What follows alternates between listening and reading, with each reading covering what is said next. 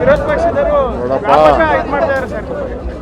ನೋಡಯ್ಯ, ನಾನು ಎಷ್ಟು ವಾಚ್ ಬೇಕಾದ್ರೂ ನನ್ನ ದುಡ್ಡಲ್ಲಿ ನಾನು ತಗೊಂಡು ಕಟ್ಟೋಷ್ಟು ಶಕ್ತಿ ನನಗಿದೆ.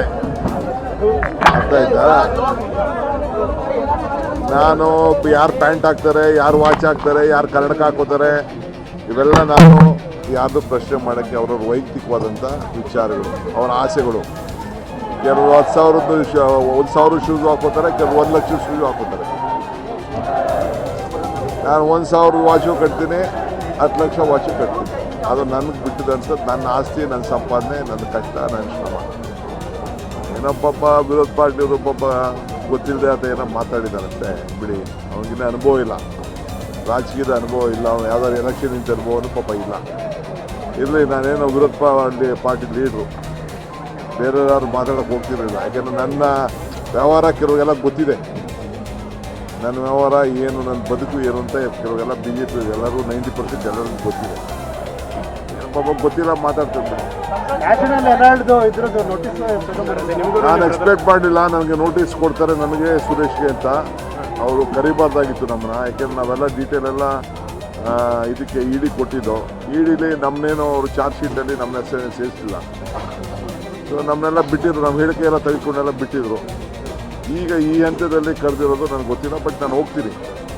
ಯಾವತ್ತೋ ಒಂದಿನ ನಾನು ನೋಟಿಸ್ ಫುಲ್ಲು ನಾನು ಓದಿದ್ದೀನಿ ಅಷ್ಟೇ. ನಮ್ಮ ಲಾಯರ್ಗಳ ಹತ್ರ ಮಾತಾಡ್ಬಿಟ್ಟು ಹೋಗಿ ಅದಕ್ಕೇನು ರಿಪ್ಲೈ ಕೊಡಬೇಕು ಖಂಡಿತ ಕೊಡ್ತೀನಿ. ಬಟ್ ಅವೆಲ್ಲ ಎದುರಿಸೋದು ಅವೆಲ್ಲ ನನ್ನ ಎದುರಿಸೋಕೆ ಹೋಗ್ತೀನಿ ಅಂತಂದರೆ ಅದೇನು ಈಲ್ಡ್ ಆಗಲ್ಲ ಅವ್ರಿಗೆ. ಏನಕ್ಕೆ ಅಂಥದ್ದು ನನಗೆ ಕೊಡೋಂಥ ನೋಟಿಸ್ ಏನಿತ್ತು? ಎಲ್ಲ ಬ್ಲ್ಯಾಕ್ ವೈಟಲ್ಲಿದೆ. ನಮ್ಮ ಪಾರ್ಟಿಗೆ ನಾವು ದುಡ್ಡು ಕೊಡೋದು ಇನ್ಯಾರಿಗೆ ಕೊಡೋಣ?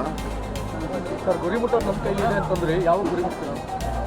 ಮುಂದಿನ ದಿನಗಳಲ್ಲಿ ಹೊಸ ಪರ್ವ ಶುರು ಆಗಲಿ ನಮ್ಮ ಕೈಲಿದೆ.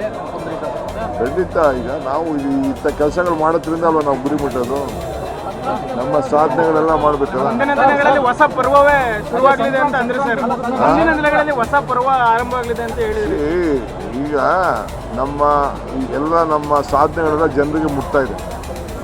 ಈಗ ನಾನು ಕೃಷ್ಣ ಬೈರೇಗೌಡರು ಮಾತಾಡ್ತಿದ್ದು 1,11,000 ಕೋಟಿ ಆಗ್ತಿದ್ದಂಗೆ ಎಲ್ಲ ಗ್ಯಾರಂಟಿ ಸಮಾವೇಶ ಮಾಡಬೇಕು ಅಂದ್ರೆ ನಾವು ಮಾತಾಡ್ತಿದ್ದೋ. ಹಂಗೆ ನಮ್ದು ಏನೇನೋ ಹೊಸ ಆಲೋಚನೆಗಳಿದೆ. ಕೋಡಿ ಶ್ರೀಗಳು ಹೇಳಿದ್ದಾರೆ ಸರ್. ಕೋಡಿ ಶ್ರೀಗಳು ಶಿವನ ಪಾದ